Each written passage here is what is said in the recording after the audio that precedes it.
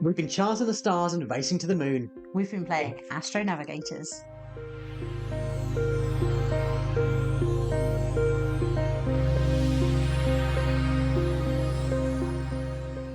Hi, I'm Julian and this is Libby, and together we make up BoxedMeeples. So we've been really lucky to get our hands on a prototype copy of a game called AstroNavigators by designer Vincent Verhoeven. And we've had it on our table quite a lot and we're very excited about this game. We are indeed. This is a game that's worker placement and you're simulating the movements of the night sky. And there's also a very exciting space race as a finale at the end of the game. During the first part of the game, it's sort of the astronomer phase. So players are travelling across the Earth and they're trying to complete celestial observations. And this way they're gaining navigational knowledge, and that's going to be needed for the space race at the end of the game. You're using that knowledge in order to tackle technical and navigational obstacles in order to get to the moon and back to Earth safely, beating your opponents to it.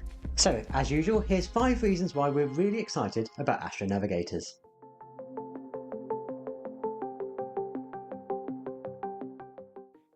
So we've both had the chance to meet the designer of this game, and as you talk to him, you really feel the passion for this project coming through. He's got a background in astronomy and used to work in the observational fields of watching the planets orbit the Earth. So he's perfectly placed to be able to make a game that's based on science. Yeah, and his focus has certainly been on making things as accurate as possible, but also making them fun for the gamer. As somebody who's a member of an astronomy club, and the area that we live in has particularly dark skies once you leave the main town, so there are a lot of clubs that come to observe the constellations and all sorts of other things, eclipses when we get the chance. And that's something that really interests me, and I can really appreciate how the science of all of that is put into this game. It's not just sort of a token theme. It's absolutely dripping with science and the way that the planets move and how fast they move, even in terms of the ones at the outer edge don't move at all in the game because they're that slow compared to the Earth and the Sun and the rotation there, whereas the other ones you're moving some each month, some only each year. The way that the sun moves across when you're trying to work out what you can see depending on where you are in the Earth. So of course we've had games where I've been looking to observe the Southern Cross. I can't do that in the Northern Hemisphere. Of course I can't. And you can't do that in this game in the Northern Hemisphere. And I really appreciate those little facts. It's not just do a set collection with these things that match up. It's actually be in the right place at the right time of year. Make sure the sun's not in your way in order to be able to do it as you would in real life. And I think those elements of the game really add something to it. And it's not just the stars you're looking at, but the characters you're playing also have interesting backstories. Each one of those is based on kind of historical research and people who are significant in the observatory field. So my favourite one is a character that's based on Patrick Moore, a well-known legend of the stargazing community here in the UK. But there's other ones. I mean, the koala goes on a little outback trek across the oceans, and that's reflected in her character abilities as well. So it's really lovely to have that attention to detail within the game, while still not sacrificing gameplay for the sake of science.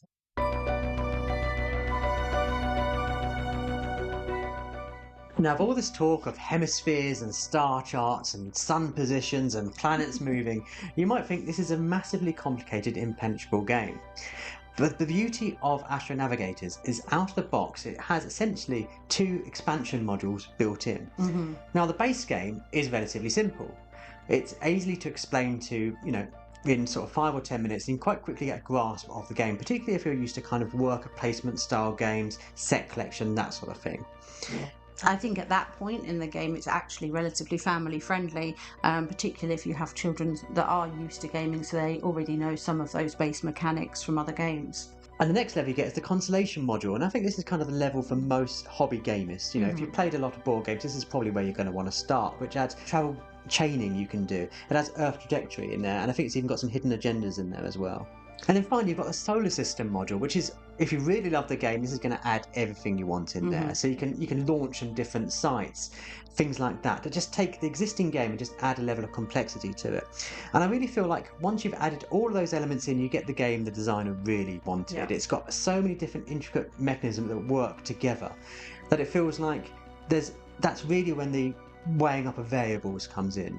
there's different options of what you can do, but then you start quickly going, well, I need to do that for future turn, and then suddenly that's where the planning really kicks in as well, where you have to start thinking, well, I can't do that immediately, but if I take that now, I'll be able to do that on a future turn. So I think the beauty of this game is that if you don't want to dive deep into the game fully as intended, there is this such easy way to add in and learn as you go and get better as you go. And once you have played a game or two, I think you are definitely going to want to add everything in that you possibly can. But it holds your hand through that, so it doesn't feel too daunting to start with, which I really appreciate. Or as we've said earlier, we can strip it back to maybe play with younger members in the family, which is always really appreciated, especially because they're quite keen on this theme as well.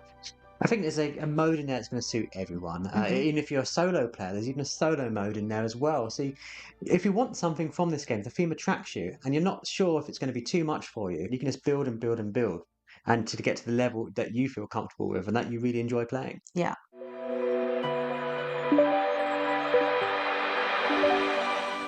So following on from that point, the asymmetrical powers in this really add something for me. And they're an element that now we have played the game a few times and we're familiar with it. I now won't play without the asymmetrical powers. It's a sort of mechanism in games that we like quite a lot in other games. And I think in this game, it works really, really well. One of the games that I played whilst I was at Essen, actually, I was playing one of the characters who really likes the moons and likes to observe the moons. Gets extra points for the moons. Sometimes the moons don't give you any points, so extra points for those is always good. And the moons really help you on your space race part to negate the damage that you might take on the journey. So they are important, and you're pushing towards getting those. And in another game, for example, I played the Aboriginal character who's very good at sailing and can go extra spaces and is pushed towards travel. So your characters are really pushing you towards doing different things, different actions, and taking different paths in the game. And they're also pushing you to interact with each other because you also played the moon-loving panda. And I knew that if a moon came up on the correct week that you wanted, that I had that option and opportunity to maybe get in your way and not let you take that moon and get the extra points for it and have that extra protection when you go on the space race.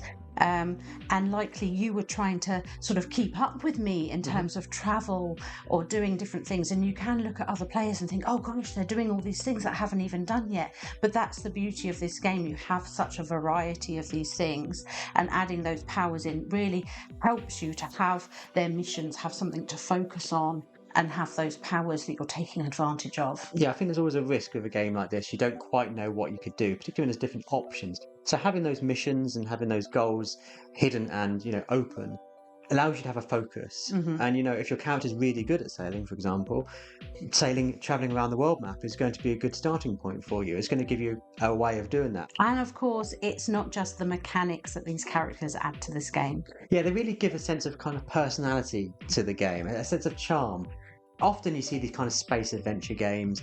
It's all, mercenaries and laser guns. Having these characters, particularly with their backstories explained, just gives it a nice feeling. It gives it a warmth to it and approachability to it.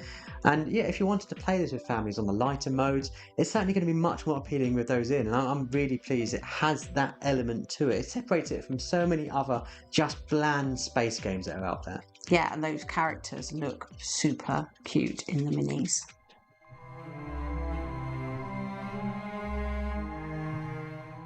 Now, Sony board games we play just end. One player will meet a certain condition or collect a certain amount of things, and that'll be it. They may not win, of course, you have scoring conditions, but ultimately it just stops. You don't get that with AstroNavigators. You have this really exciting endgame finale where all your characters will race off to the moon and hopefully come back again. And it doesn't feel thematically different to the rest of the game. It doesn't feel like a tacked on section that just happens when you at a certain condition. It feels thematically tied with what you've already done. Yeah, the whole of the game has been building to that point. That's what you've been working for. all of those knowledge points you've been earning aren't victory points. They are literally in order to help you negate your travels through space to get to the moon and back. And it adds this really exciting end point to the game where it does feel like a space race. You know, you are thinking, oh, have I got enough points to go on my space journey? Oh, someone else is getting close to the launch pad. Should I run through, or are they going to fail because they haven't got enough and I should just double down here, get a bit more and then start and hope that things don't go their way? But you are sort of tempted to run up and chase them to the space race. And it's a very thematic way it's pulled together. And I found interesting that it doesn't actually tie to the victory points. That race is very important in terms of victory points. Whoever gets back home having safely negated their space travels is going to earn a lot of points for that. But you're also getting points for completing your personal objectives and some other bits and pieces like that. But all of the knowledge points you've been gathering are just for this space race and seeing if you can survive and you don't have to abort your mission. Well, that's the thing. As you're travelling to the moon and back, you're flipping over tokens, and you might think, well, that's just suddenly luck. But what is really clever is the more research you've done, the more knowledge you have, the more luck mitigation you have. It's a case of, well, I'm prepared for the high damage scores. I'm prepared for that. I've collected lots of moon, which means I can just avoid the damage. Or I've done lots of research. I've done lots of celestial observations, which means that if certain cards are drawn, you can go faster through. The race hypes up and you can speed on up. And I really enjoy how you can jump over other opponents depending on who's on what spaces and sort of leapfrog over as well. Like you're doing some sort of spaceship slingshotting. It's really great when you look down at your player board and you realise that all along you've been looking at kind of this flight control console. And there's all these buttons you can actually press, and you start wishing you'd done more research, you'd have more buttons to press. In fact, the only button you don't want to press is there's an abort button where your mission has just gone terribly. And you know you're not going to make it to the moon, you're not going to make it home, and you just need to abort, which gives you another chance to do it on a later turn and try to gain some more respect points at the end of the game so you're not completely shamed yourself of a terrible space journey. That has indeed happened. But it's just brilliant to see all of the themes melding together for this bit at the end as you look down and you realise how cleverly designed this all has been.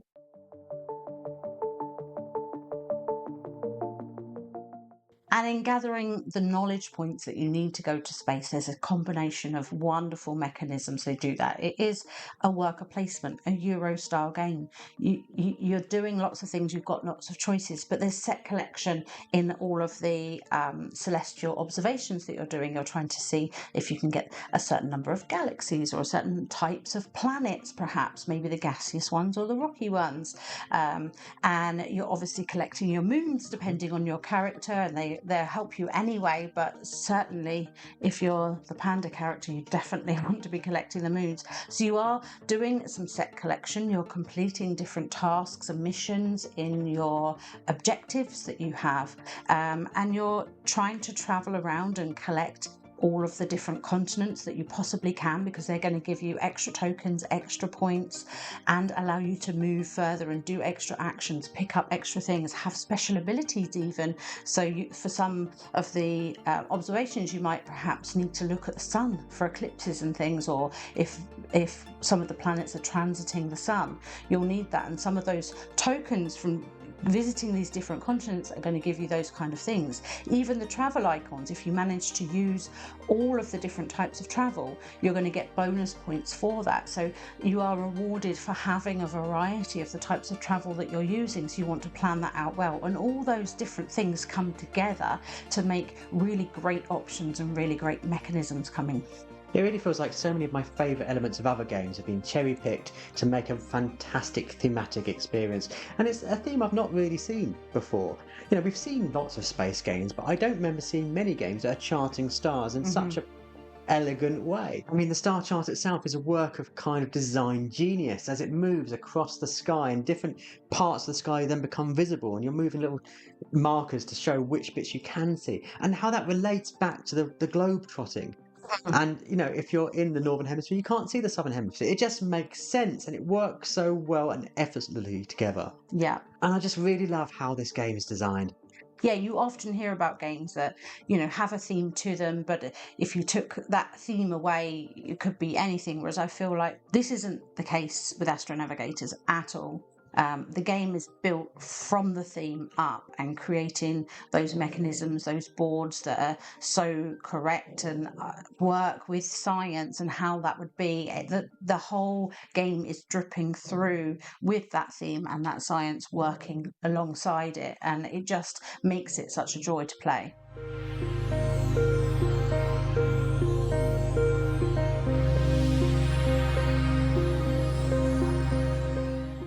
So that's been 5 reasons why we've really loved playing AstroNavigators, and we hope that they've been helpful to see whether there might be the game for you. If it is, of course, do head over to GameFound to see if you can find it and back it there. We will have a link in the description for you if that's helpful. And if you enjoyed what we've been doing, we are BoxedMeeples. We post a video right here on YouTube at least twice a week, always about board games. So if that's the kind of thing, head over to YouTube and subscribe to our channel. But as always, thanks so much for watching. Bye!